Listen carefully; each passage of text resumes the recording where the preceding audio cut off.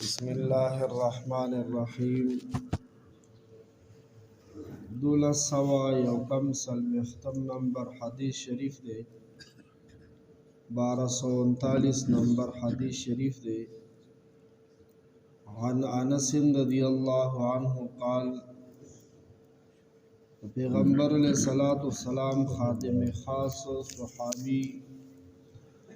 हज़रत अनस रज़ियल्लाहु अन्हु अल्लाह पाक दे राज़ी शी ज़मूंग द तरफ़ा और द टोल उम्मत द तरफ़ा दे अल्लाह पाक वर्ला बेहतरीन बदला वर्की। फरमाइली दी कान रसूलुल्लाह सल्लल्लाहु अलैहि वसल्लम रसूलुल्लाह सल्लल्लाहु अलैहि वसल्लम दा मामूल हो पैगम्बर अलैहिस्सलाम दा मामूल मुबारक हो युफ्तिरु क़ब्ला अन युसल्लिया रोजब इफ्तार कोला रोजब मातूला दमाखाम मुस्कुल नमखी रोजब मखी मातूला और मुंजबिया बिया रोजी मातूलुन रोस्तो कोलू वसबे रोजा मातूला अला रुतबातिन पताज़ा कजुरुबान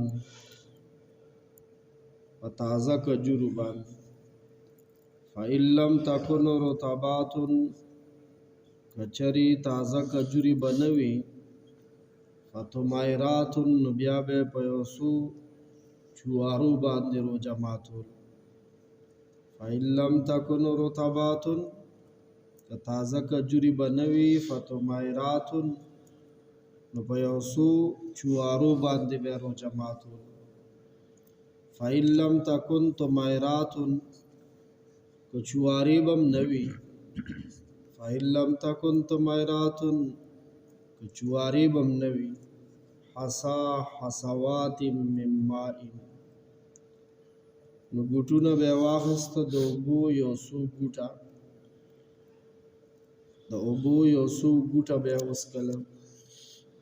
नौश बे फरमाइल यानी पो उबू बांधे बे बिया रोजा मातूला द कजुरु पे हकला औरुनम खबर जिक्र शवी वा अल्लाह पैगम्बर सल्लल्लाहु अलैहि वसल्लम हर अमल की द दुनिया में गठी दे और द आखिरत में गठी दी खुराक सर ताल्लुक़ लरी कसम दे द अक़ीदी मसले द ईमानियात कद इबादात मसले कद मामलात नंबर राशि कद मुआशरत नंबरी और कद अखलाक नंबरी द दिन पदे पिंजो वाड़ू बरखो की द पैगम्बर अलैहिस्सलातु वस्सलाम द तरीक़ो ताबिदारे की द दुनिया और द आखिरत गठी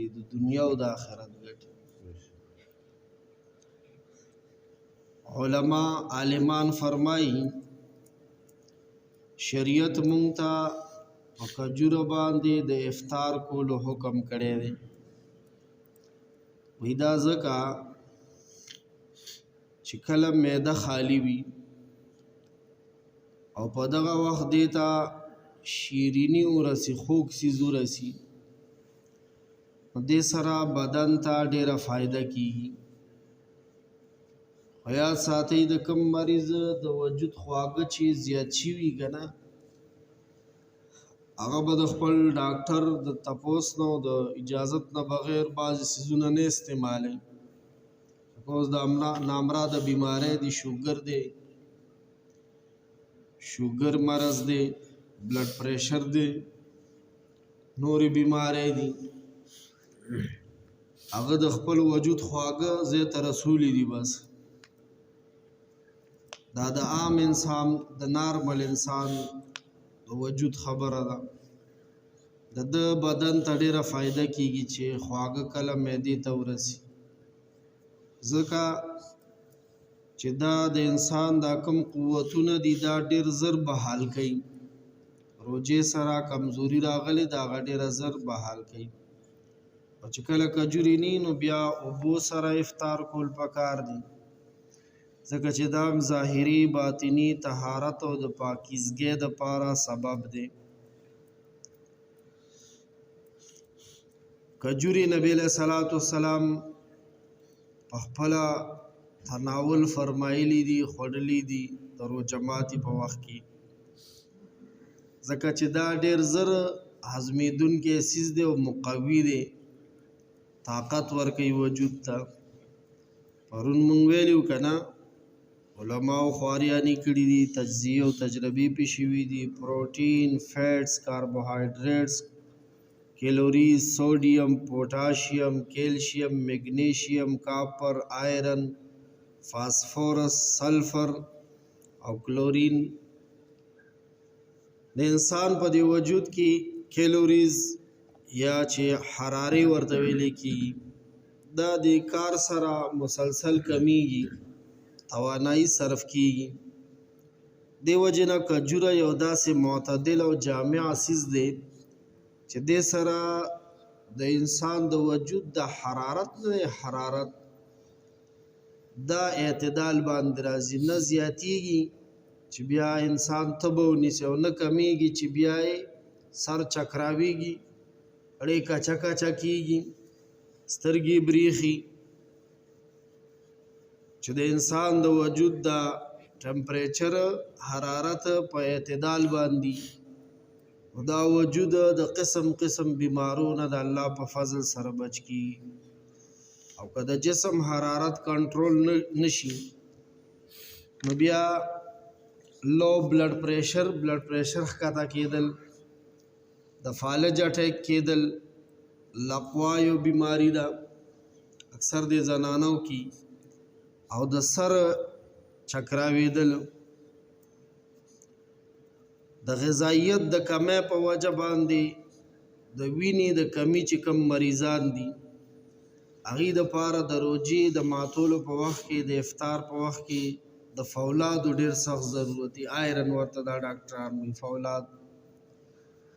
هغه الله پاک په دې کجوره کې قدرتي طور باندې ایښودي دي دا بعضې حکیمان چې دي علاج بالغذا کوي ماهرین وی مجرب نسخې لیکي هغې کې د انسان نبض وګوري د هغه حالاتو نه ورته پته ولګي چې د ده په وجود کې کم شی کم دی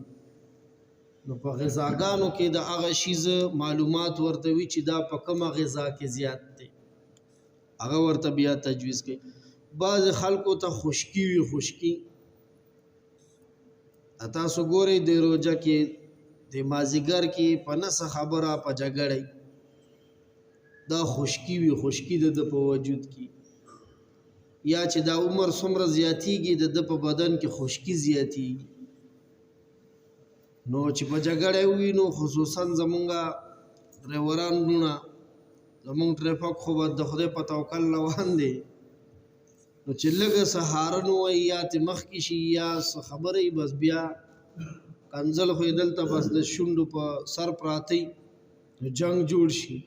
روژه ماتي ته لږ ټایم او دي هاتاپایي شروع کړي که تپوس هم وکړي هلکه دا سله مړه وي دا روجې اخیستي روجې نه دي اخیستي روژه خو ډېر بختور شی دی روژه مه بدناموئ روژه خو ډېر ښه شی دی روژه خو د شته جګړو نه خلک خلاصوي دا د ده مازغه خشک دي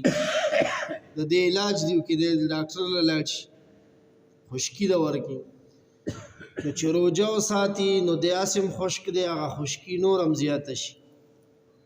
خشکي نور هم زیاته شي دا تاسو ګورئ که نه د جوماتونو کې دا منځګزار دا پاخه منځګزار په اوتو باوتو سر شي خبرې کوي یو د هغې روحاني وجه ده او یو جسماني وجه ده یا دا جنگ جګړې د خوږې بیبي سره په جګړه په روژه ماتي کې او په نه څه خبره هلکه داسې خبره ده چې دا پلیټ ته کښېنه خو دغه د کې په معمولي خبره خپل بچی داسې راګیر کې ته به وایې چې پردی خرې شوتل کې ګیر کړی داسې ودرځئ او بیا وروستو خپئ هر یو نه چرسي جوړ دی روژه ماتي وخت کې هر سړي نه چرسي جوړ دی لکه دا ولې د دې دوه وجې دي ما ته غوږ ونیسئ او خلکو ته ووایي بیا او ځان هم ترې بچ کړو. یوه وجه جسمانی ده او یو روحاني ده. دغه شان دی جماعت کې پوخ منځګزار وي، بل ته به نصیحت کوي، خو چې کله پې خبره راشي ګړزه ګړزه لکه د وران ریډو به بیاسي اخته به یا به ماشومان وهي د سبق والا غرب به ترې وباسي. د هغه نه چې یو غرب وویستو ته د دریو غرب لایق تا په لویه تنه باندې د جومات ماحول منتشر کړو، هغه باندې خو د خدای حق هم لا نشته. او که ته وایې چې نه دی راځي، یاره چې ته نه راځې خبر دی چې اوس ځای نه رانشي، دی به بیا د چا پلار راولي چې مخ ته ګډوډ شي. دا خبره خو کل کې یاد وساتو د دې جومات په حق لګوره چې بیا یې هیره نه کړو چې د جومات د پوړو نه راوچت شو، بره راوخوتو په ګیټ راننوتو، د مازدیګر کې ماشومان سبق وایي، د حفظ دي، د ناظري دي، د قاعدې دي. که غل متیاز یو کې هغه استاد صفا کوي پته یې دغه نشته، بس صحیح ده. دغه اخیری حد دی. غل متیاز یو کې دام څوک کوي، استاد صفا کوي، بس په کلار کښېنه استاد جی پوه شه او کار یې پوه شه. خو که دا اوس ځای نه ماشومان څه شو خطا شو که نه، نو بس هسې هم ورته موبایل کولو دی، ورته خپل ډرامې ورته لګېدلي، غرق او تباه که خلک. خبرې ته غوږ ونیسئ. د دې دوه وجې دي په جومات کې دا چې خبرې کوي او دوران ریډو په شان ګړبه ګړبه، یو به خبرو کې او نور به ورپورې ونښلي، یو به خبرو کې او نور به ورپورې څه شي ونښلي. لکه په کلار کې یا یو کس تپوس وکړي، تپوس یې چا نه کړی دی، ځکه مونږ ورته صفا وایو لکه ما نه یې تپوس کړی، که دا مفتیان چې را سره ناست دي نه دي کړی دی، دا خو مفتیان اعظم دي که نه پاکستان. هلته به ناست دي خو ته خپل تلاوت کوه که نه، تا نه یې تپوس کړی، خبره نه پوهېږو، د سره پته نه لګي کوم ځنګل کې لوی شوي یو، الله دې مونږ معاف کړي. د دې دوه وجې دي ما ته غوږ ونیسئ. په جومات کې یا د روجماتي په وخت کې دا جګړه چې کېږي که نه، د دې دوه وجې دي، یو جسمانی ده یو روحاني ده. اول ته نه دا روحاني ووایي. شیطان هر څه ویني ګوري چې دا مسلمان کور کې اودس وکړو ګناهونه معاف شو، یو قدم چې وسخلی نو دی چې د کور نه را روان شو جومات ته راځي، دا داسې دی لکه چې حرام یې تړلی دی او خانه کعبې له روان. شیطان ویني ګوري چې هو د خو دا شپه غفلت کې تېره کړې ده او دا نیکۍ وګوره چې شروع شوي، دا نیکۍ د نیکو ډیري لګي ورپسې. دا شیطان ویني، دا انسان یې نه ویني.